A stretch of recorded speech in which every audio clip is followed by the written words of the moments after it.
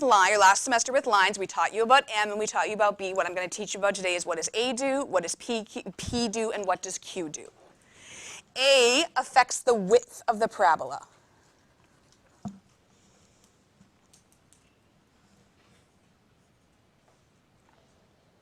I'm leaving a space on purpose. It also affects the direction of the parabola. That's the only thing A does. Makes it wider or makes it skinnier, and it changes the direction from up or down. Bless you. The width, we have two choices. A can be greater than or equal to, no, it can't be equal to. I lied, greater than 1. Or it can be between 0 and 1. Fancy words for a number bigger than 1 and a fraction or decimal between 0 and 1. Those are the choices for A. It can be bigger than 1 or a fraction in between 0 and 1. If it's a number bigger than 1, what happens is the parabola ends up getting skinnier. And I'll show you some examples in a second why that's happening. If it's a fraction between 0 and 1, take a guess. What do you think happens? It becomes wider.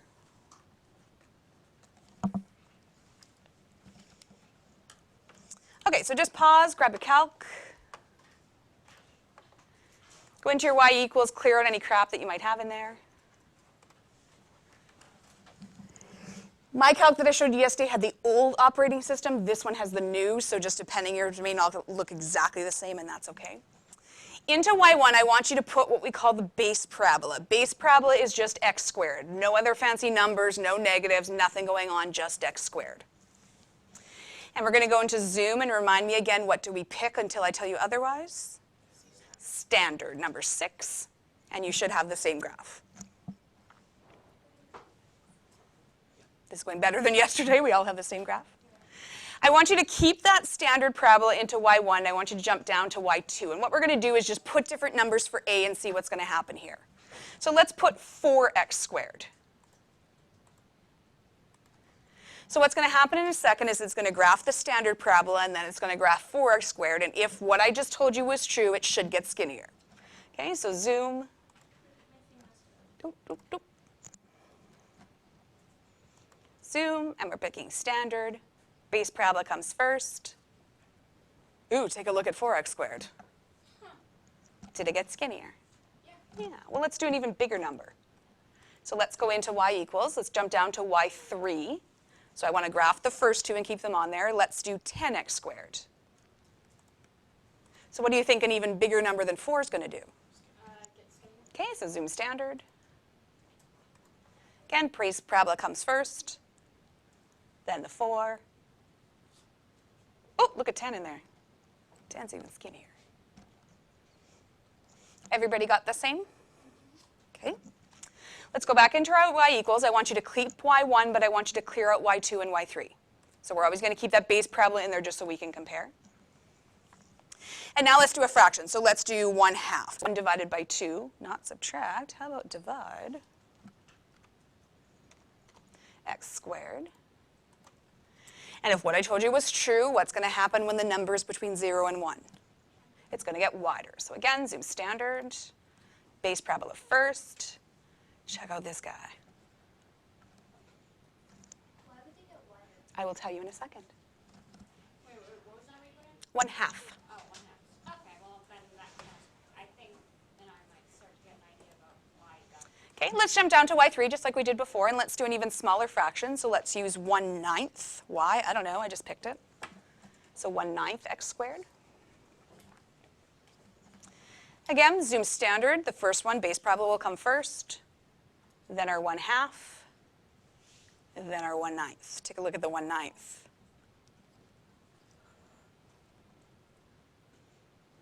So just like M changes the tilt of your line, what A does is affects the width. I'm going to pause briefly, and I'm going to talk a little bit about.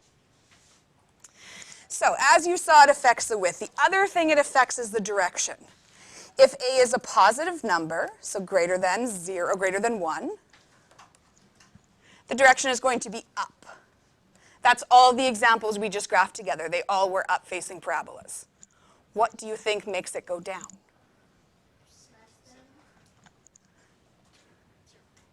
Well, no, that's a fraction, and we did fractions and it didn't go down.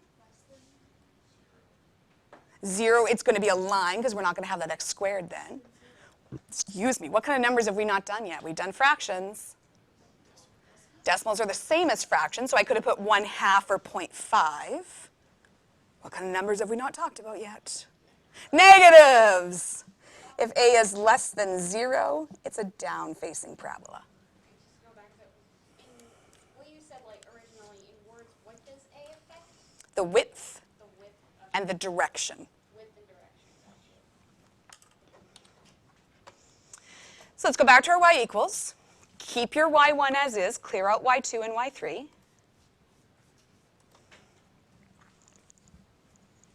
And what we're going to do now is put a negative in front. So negative x squared. Not subtract x squared, but negative x squared. And zoom standard, base graph will go first. Regular old parabola. Check out negative x squared. What happens when a is in between 1 and 0? We already did that one. Right? That's when it goes wider. The direction there. If it's positive, it goes up. Negative goes down. Okay, so shouldn't it be when a is greater than 0 rather than when a is greater than 1? Yes, thank you. It should be a is greater than 0. Thank you. Where's my, fix that right there. A is greater than 0. Thanks, Julie. Okay, so let's combine those two ideas. So let's go back into our y2 and clear it out. And I'm going to put, I don't know, let's do negative 3x squared. And don't hit zoom yet. Let's just talk about what's going to happen. What's the negative going to do? Flip it, and the 3 is going to make it skinnier. Okay, so if we've done everything right, this should go skinnier and it should flip down. Zoom standard.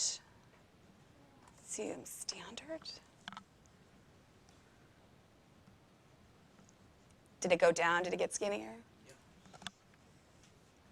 Let's go back into y2. Let's do a fraction, and let's make it a decimal this time. So negative point, I don't know, give me a crazy decimal. 3, 1. Can I make it 314? Because that just number makes me happy. Let's talk first. What do you think is going to happen, Abby? Can we ever make one of those sideways? Not till later. Remember, we don't talk about the sideways ones? What happens is the sideways one. Okay, I'm not telling you this. The sideways ones is when y is squared and x is not. So if you do y squared and x is not, then you get a sideways one. Shh. Okay, what do you think is going to happen? It's going to flip down, and it's going to become wider. Base parabola first. Ooh, check that one out. A is like M. M changed the tilt of your line. A changes the width and the direction of the parabola. So A and M are basically the same idea. Okay, let's go to Q. I'm going to skip P and come back to it. Q is what we call the vertical displacement.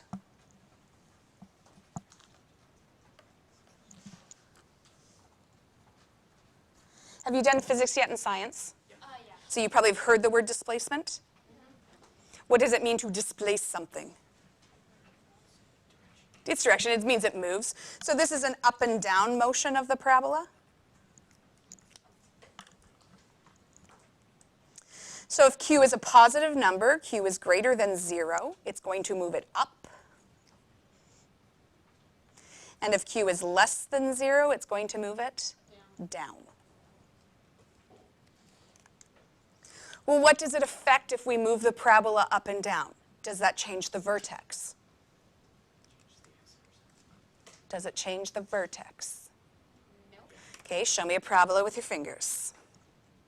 Move it up. Did the vertex move to a new location? Yes. So this changes the vertex. And more specifically, what coordinate does it change? Stop saying x-intercept, we're talking vertex. The minimum or maximum? So what coordinate of the vertex is that? So if it's not going side to side, it's only going up and down, what's that changing, x or y? Y? It's changing the y coordinate. Or coordinate, rather. Because the y coordinate changes, what naturally else is going to change? So what's linked to the y coordinate?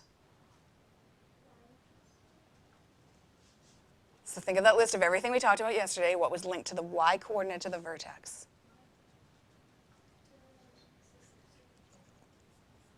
Max, min is linked to the y-coordinate of the vertex. Well, because the max min changes, what is linked to the max min? Now say what you just said, Abby. The range.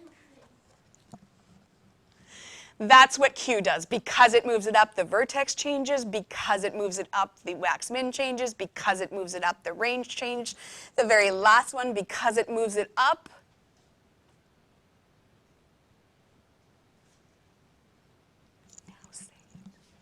the intercepts.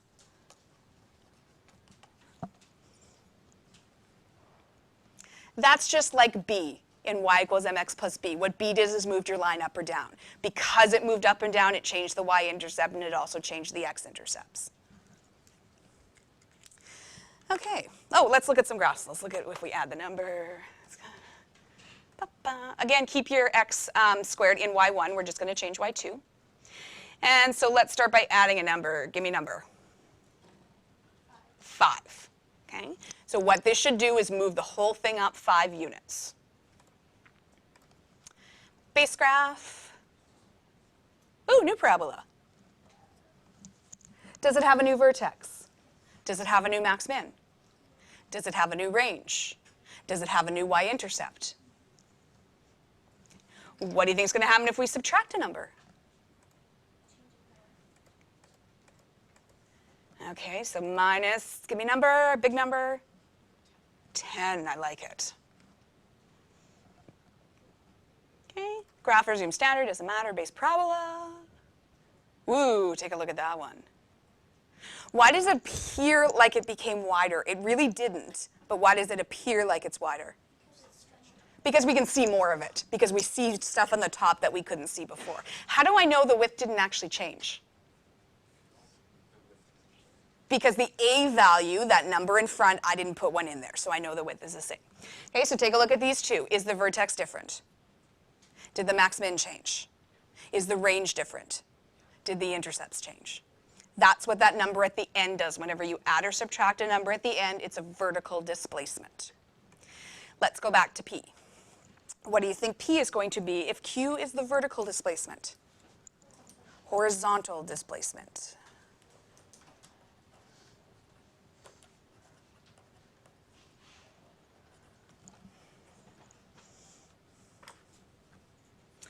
This is a side-to-side movement, so either left or right. Now this is the part that's a little weird, so listen carefully. If P is a positive number, you think it should move to the right because it's the right side of the x-axis at positive. It's not, it's a left movement. If P is positive, it moves to the left. If P is negative, moves to the right. It's counterintuitive. It seems like it should be the other way. It's just the way it is. Okay, what is that going to change? So if I take a parabola and I start moving it side to side, is that going to change the vertex? Yes. And more specifically, what part of the vertex? The x coordinate.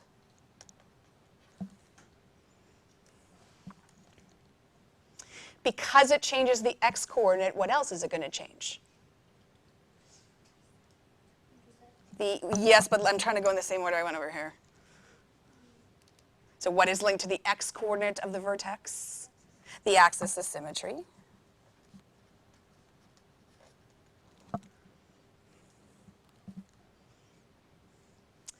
Does the max min change? Does the direction change? Does the domain change? So both heads, yes and no. Yeah, but the domain's what for any parabola in your world? XER, so it's not going to change it in that respect. Does it change the range? Does it change the intercepts? Yes. This isn't like anything in y equals mx plus b because you only had 2 letters, m and b. This one has 3, a and p and q. or A and H and K, just depending on the book publisher. Okay, so again, let's go back, play around for a little bit, go down to Y2, clear out what's in there. The difference between P and Q is the brackets. So Q we just added on. This time I'm going to put some brackets. So I'm going to open a bracket, put X plus, give me a number, 6. I'm going to close the brackets, and then I'm going to square. So P is always inside brackets as opposed to Q that is outside brackets. Now, if we've done this correctly, that says that it should go in what direction? So if P is positive, it should move to the left. I just said right for no reason, I don't know why. Because your gut's going to want to say right. Why is that? Because the right side is the positive x-axis. Okay, so let's just double check. Did the vertex change? Did the axis of symmetry change? Did the y-intercept change? Did the x-intercept change? Yep. Okay, let's do a negative. Ooh, come back. Negative 7. Crazy talk, negative 7. If P is negative, what do we think is going to happen? It's going to go to the right. Let's check it out. Why is that the case anyway? Just That will take me 3 classes, and you'll learn it in grade 12. You just have to trust me this year. okay. Did the vertex change? Did the axis of symmetry change? Did the y-intercept change? Did the x-intercept change? Questions so far? Why do we need to know this? What's the point? Well, what we're going to do is exactly what we did yesterday with no graph today, just with the equation. So just like y equals mx plus b, if I gave you an equation and say m, you can pick it right out of the equation. We're going to do the exact same thing. We're going to find the vertex, the axis of symmetry, the maxmin, the direction, the domain, the range, the y-intercept, x-intercept. No graphs today. Are you ready?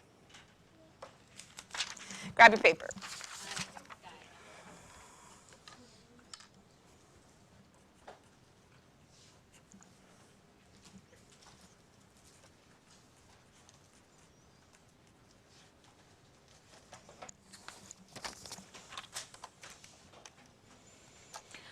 All we're doing is just putting all those ideas together. What does A do? What does PQ do? And what does Q do? So let's go in order. The fact A is negative, tell me what that's going to change. It's going to change the direction. It's going to make it go down. Because it's a 2, what's going to happen to the width? Skinnier. Okay, so what was the stuff you put for with the direction, like A is greater than 0, what? I didn't see it before. Can I finish this and come back to you after? Yeah, sure. Okay. The 3 inside brackets, that's P, so that's a horizontal displacement. Because it's positive, it's going to the left. Okay? You can also write left. You can write left displacement. I just put an arrow because it's the way my brain works. The number at the end outside of brackets is the vertical displacement, and because it is negative, this is going down. You don't need to write any of that. That's just working through what's going to happen with all of our vertex and domain and range and everything.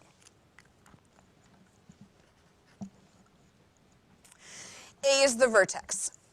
The vertex comes from the p-value that's inside the brackets, and you have to change the sign. You have to change the sign because it's going in the opposite direction. So if it says +3, what am I going to write down here? -3, and that's because it would have gone 3 units to the left. The y-coordinate comes right from the number at the end, change nothing, -8.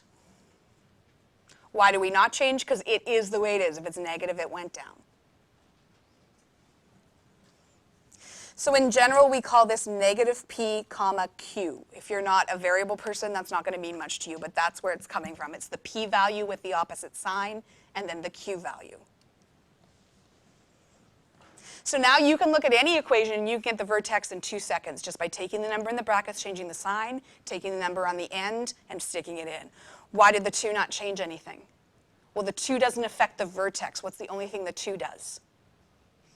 Changes the width. What's the only thing this negative out here does? Changes the direction. That has nothing to do with the vertex. The only thing that changes the vertex is that horizontal and vertical displacement. B, axis of symmetry. Once we have the vertex, we have the axis of symmetry, so it's going to be x equals -3, and that comes right from looking at the x-coordinate of the vertex. Again, I always do D before C because to me the direction helps get the max min. It's just the way my brain works. What's the direction and how do we know? Well, we know that it's down because of the negative. So we don't even need to do the graph. We know this is going to go down. Because it goes down, do I have a max or do I have a min? I have a max. And where does the value come from? Comes right from the vertex. So y equals -8. E is the idiot point because it's never ever going to change till later. What's the domain?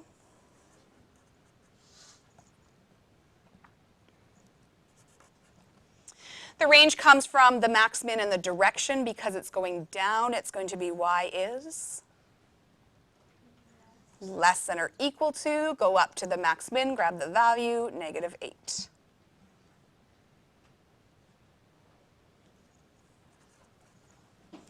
I'm going to put a little asterisk next to G. Unfortunately, unlike a line, we can't just look at the last number and say that's the x or the y-intercept. It doesn't work that way with a parabola. The reason it doesn't work that way is because I got other stuff going on here. So how do I find the y-intercept of any kind of equation, whether it be a line, a quadratic, anything? How do we find an x-intercept? We put in 0 for x and solve for y. So set x equal to 0, solve for y. So we can still find it without the graph. We can't just look at it and pick it off, though. We can't just automatically say it's -8. And that is what your gut is going to want to do. You're going to want to look at this and say, well, that has to be the y-intercept. That only works with lines. Okay, so let's prove that it's not that easy. So I'm going to keep the -2. I'm going to put in 0 for x. I'm going to keep the +3 in the squared, and then the -8. Bedmass, what do we do first? Brackets.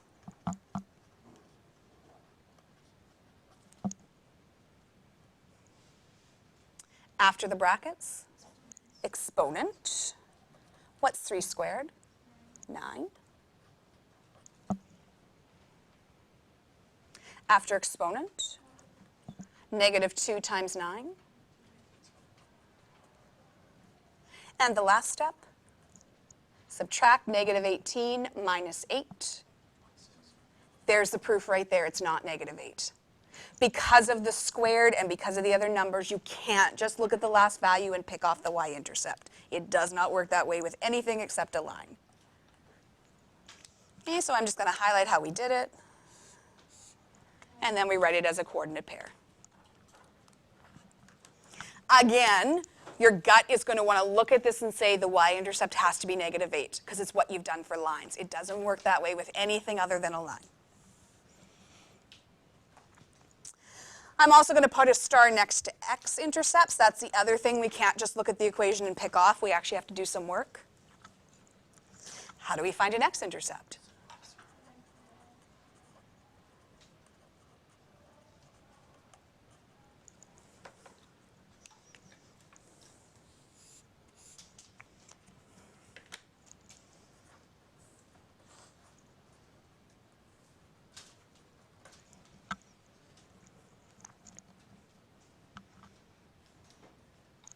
OMG, we just spent an entire unit solving quadratics.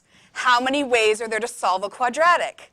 4. What are the 4 methods to solving a quadratic? Yes. Yes. Yes. That's all the x-intercepts is. It's what we did last unit. We'll take a look at the way it's set up. If you've got a binomial squared, what's the best and easiest way to use? Is square root. Again, you can use any method you want. Square root is going to be the easiest. So this is a good review of last unit. How do I get rid of the -8? Add it to each side.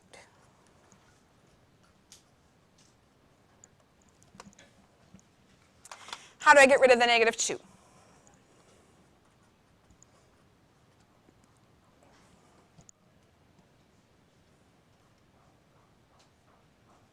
How do I get rid of the squared? And plus or minus has to go in front. So right-hand side's easy, x plus 3. I got a lot of crap going here on the left. What do I do with plus or minus square root of negative 4? How did you get -4? We did 8 divided by negative 2. What do we do with the square root of negative 4? So is the square root of negative 4 2? No. Can you take the square root of a negative? No. So what does it mean? There's no solution, and what does that mean in terms of our x-intercepts? It's not 1 that teaches it. Yeah, there are none. That's what it means when you get the negative. It means there aren't any. And that's okay, because how many choices do we have for x-intercepts? 3. We can have 0, 1, or none. This one happens to have 0. That's why last unit we would get ones without an answer. And when you were doing linear equations, they always had answers. There were never linear equations that didn't. Now there are some that can't, and that's okay. It just means there's no x-intercepts. How are we feeling? Let's do another one.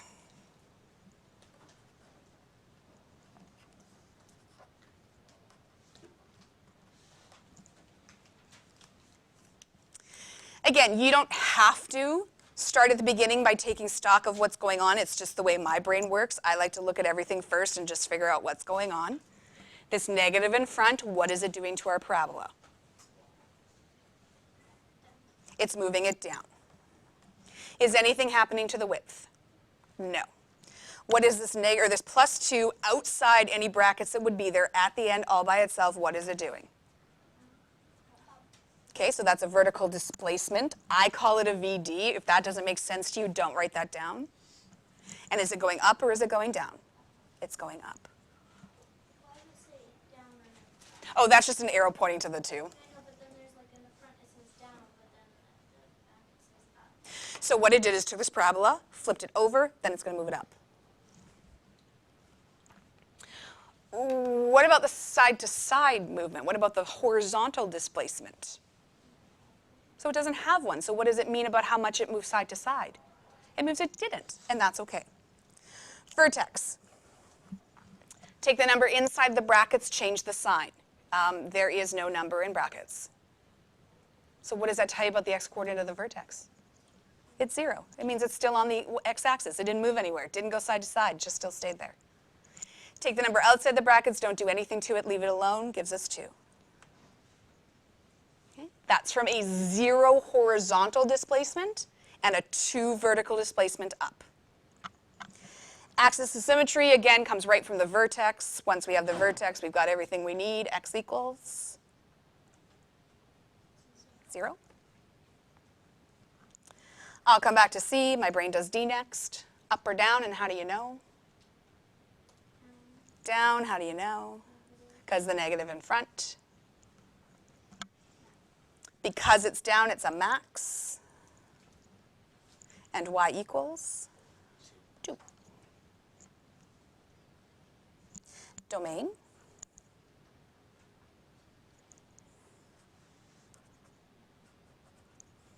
I heard somebody mumble XER. Range, because it goes down, the range is y is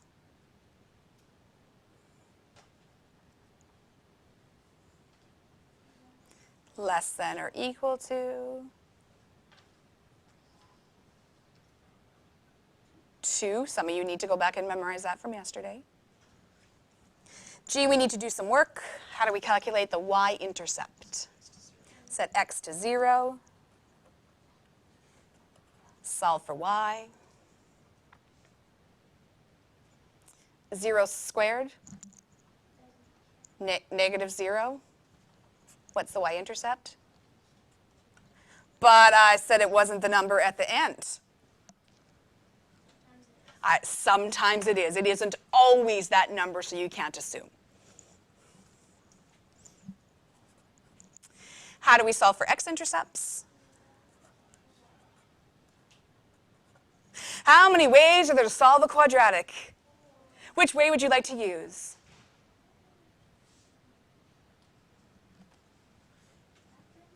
I would not want to factor, but you could if you want to. I would not want to use quad formula, but you can if you want to. I would go to square root because it's going to be the easiest. How do we get rid of a plus 2?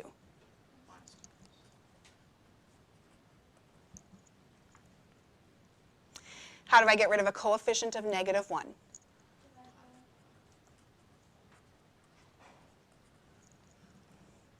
And I flip sides, I can't help it, I just need x on the left. Me too. How do I get rid of a squared? And, but, plus or minus, whew. So x equals plus or minus root 2. What the heck do I do with that? I just leave it. Yeah. So what's the first x-intercept? Root 2, comma, 0. And the second x-intercept is? Negative root 2, comma, 0. Now do you see why we did the last unit? So we can find the x-intercepts. How are we feeling so far? With me, by yourself, together? I like half and half. It's okay, okay, fractions don't scare us. Fractions are.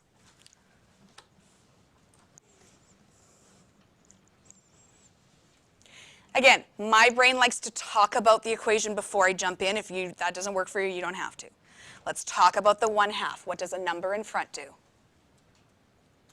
It affects the width. Because this is a fraction between 0 and 1, it's going to make it. Now, in the grand scheme of this question, do we care about the width if we're finding the vertex? Do we care about the width for axis of symmetry? No. This actually won't be important until later on in the unit. But let's just mention that this makes it wider. But in terms of our A through H, it's irrelevant. It doesn't have anything to do with anything we're talking about yet. Okay, what does this 1 do? It's the horizontal displacement, 1 unit to the right. Remember, it looks opposite. If it's negative, it goes to the right. Positive goes to the left. What does the 2 do? Vertical displacement, 2 units up.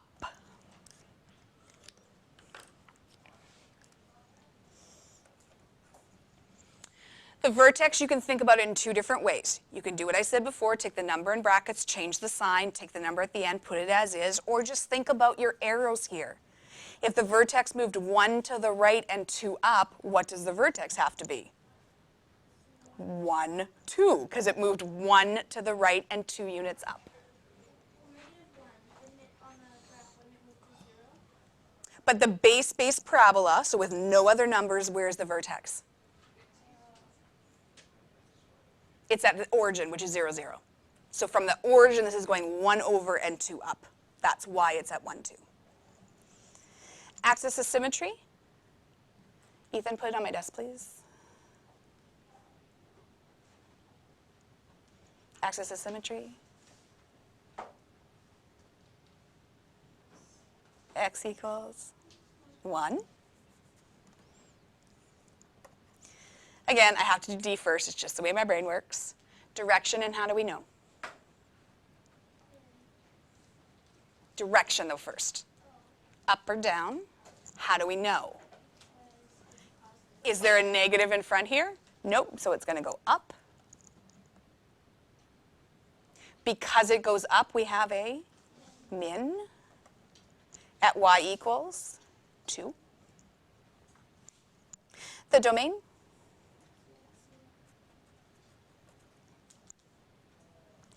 The range?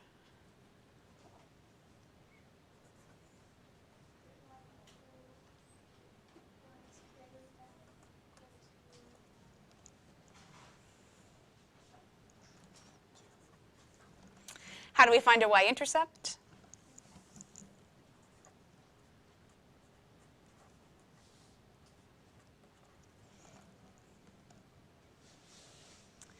Bed mass, what do we do first? Brackets. 0 minus 1.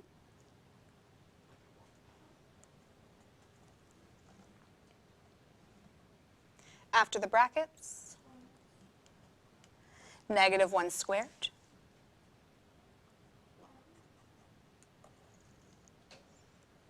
Alex, wake up, please.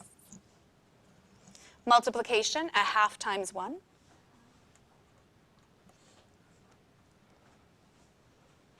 How do we add fractions? We can do this. We can do this. How do we add fractions? Common denominator, so 2 over imaginary 1. Common denominator is going to be 2. So first fraction is not going to change. 2 over 1 becomes 4 over 2. 1 over 2 plus 4 over 2? 5 over 2. So what's the y-intercept? 0, 5 over 2. Ethan, why are you not writing this down? Step outside, please. Step outside, please. How do we find an x-intercept?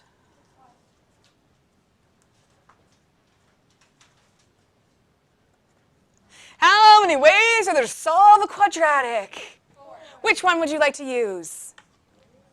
Yeah, again, you can use any one you want, just square root's going to be the easiest when we're at this case. Same steps as the last two. How do I get rid of a plus 2?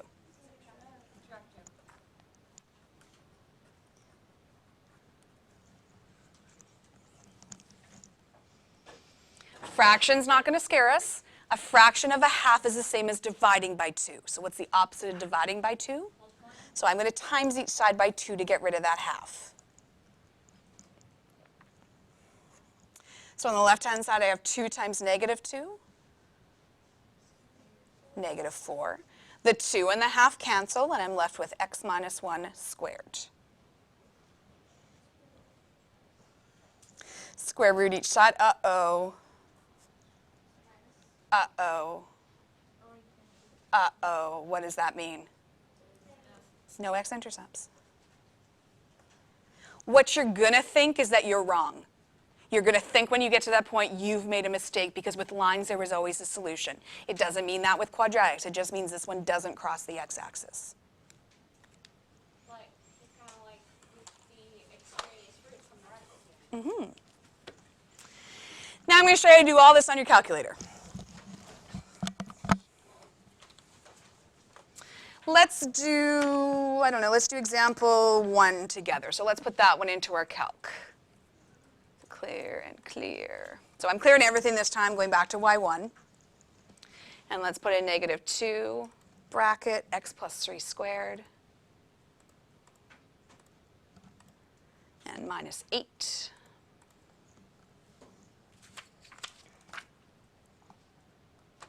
Zoom. Tell me which one to pick. 6. And let's take a look. Oh, what is happening there? What is that? It's like a little mouse hole.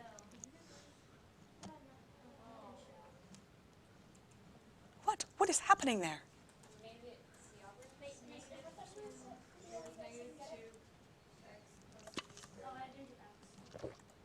So there, I'll show you mine again. Whoa, nope, come back, come back. So what's happening to the graph is so weird.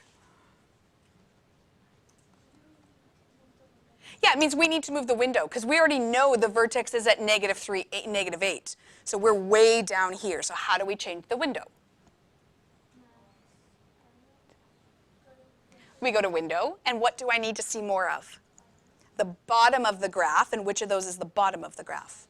The y min. So negative 10 wasn't enough. Negative 40 seems a little dramatic, but I'll go with it if you want to go with it. 20 makes me feel a little bit better. And then what do we hit to show the graph? Back to graph. If you go back to zoom standard, it's going to put it back to negative 10. Oh, hello, graph. Why graph? Why did you not move to, oh, it didn't take it. Negative 20. There, that's better. Again, I'm going to repeat, if you change your window and you go back to zoom standard, it's going to take it right back to negative 10. So you just go back to graph after changing the window. Okay, so going through the notes. At first, this is going to seem really confusing. The longer you do, the more it becomes easier, just like everything else. This same step will find the vertex, the axis of symmetry, and the max-min because we know they're really all the same thing.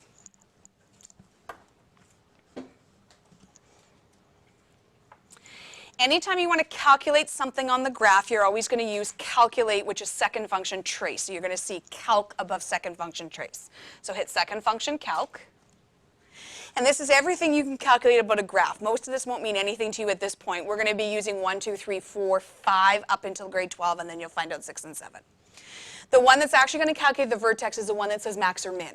And so first you need to understand if the direction of the parabola is up or down, because that's going to determine whether it's a max or min. So when we graphed it, was it pointing up or was it pointing down?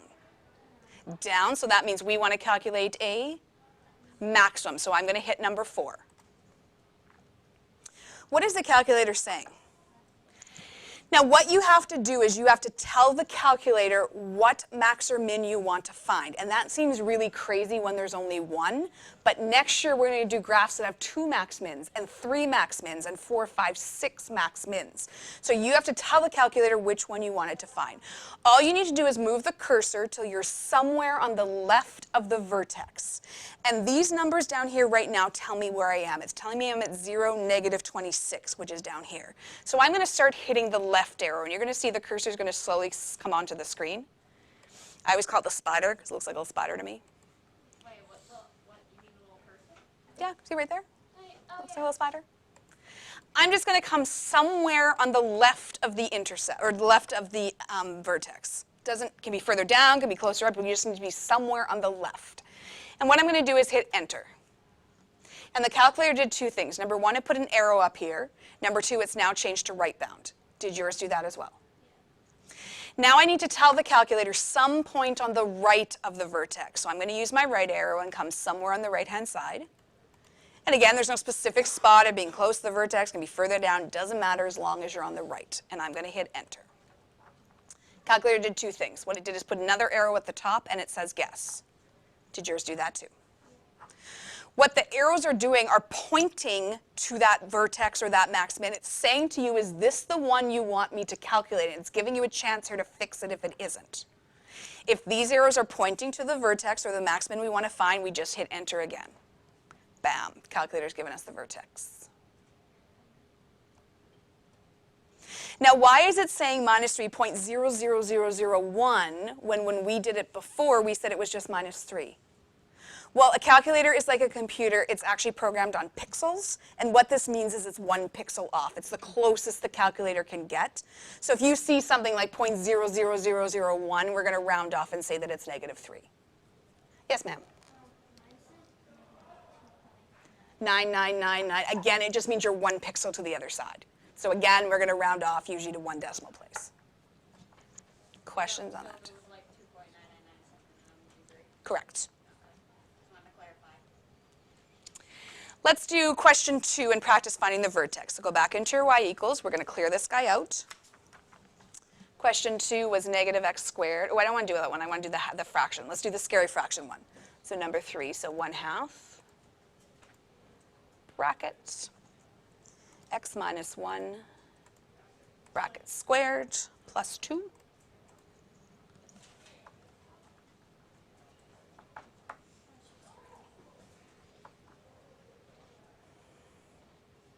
Zoom standard.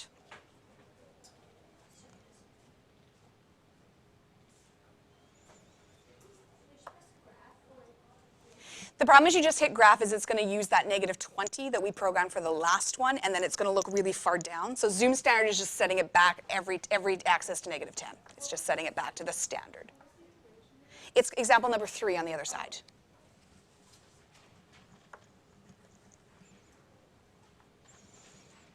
Okay, so finding the vertex, it's always second function calc. We have to pick max or min, so you have to think back to the graph. Was it pointing up or pointing down? Pointing up, so we're going to pick minimum. Now, it usually throws the cursor on the y-intercept, but it doesn't always. But typically, it's on the y-intercept. So we already happen to be on the left of the vertex. So you can move it further to the left if you want to. You can keep it where it is as long as you're on the left. I'm going to hit enter. It put the arrow, and it changed to right bound. I'm going to move my right arrow to move somewhere on the right. Again, it doesn't matter where as long as you're on the right of the vertex. I'm going to hit enter again. These arrows are pointing to it saying, is it the one in between you want me to find? If not, forever hold your peace. If we're happy, what do? Enter. 0.9999982. So what are we going to assume that is? 1, 2, because it's 1 pixel off what the calculator can do. How's that? Finding the y-intercept.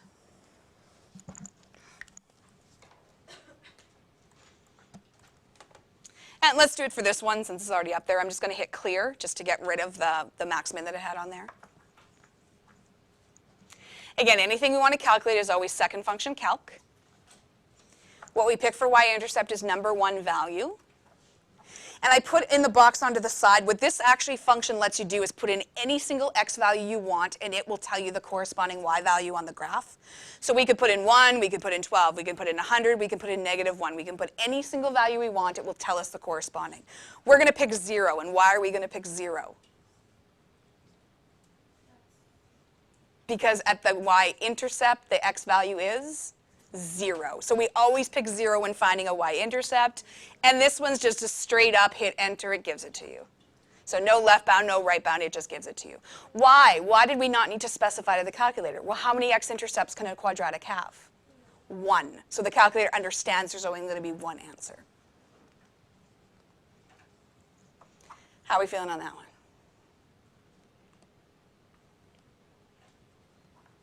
We doing okay? X-intercepts is the hard one. And at the beginning, you're going to be like, what is going on? It's going to become easier the more you do.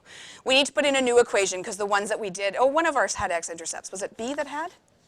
Yeah, 1 and 2 didn't have, B did. So let's put B in there. So negative x squared plus 2.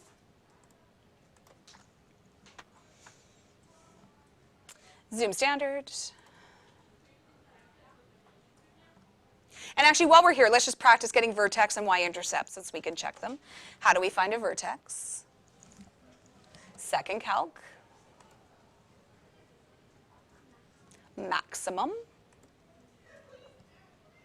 Now again, here it's plunked it on the y-intercept, so we just move a little bit to the left. Again, it doesn't matter where. I can be way down here below the x-axis as long as you're to the left of it. Enter. Somewhere over to the right of the vertex. Again, I can be really close to it, I can be further down, doesn't matter as long as you're on the right. Are the arrows pointing to the 1? Yes. What do we do? Enter. What the heck is this? No, it's e to the -7. And what do you remember about the e?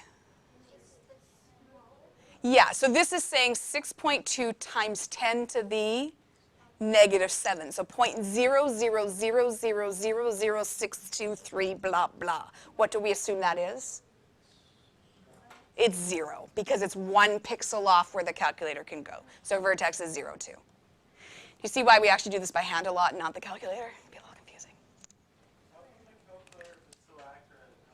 Because it's programmed on pixels, and it just means it's 1 little pixel off. It's pixels, right? And pixels are microscopic, so it just means it's 1 off. Again, that costs $100. A computer costs $1,000, right? So it's got better operating system.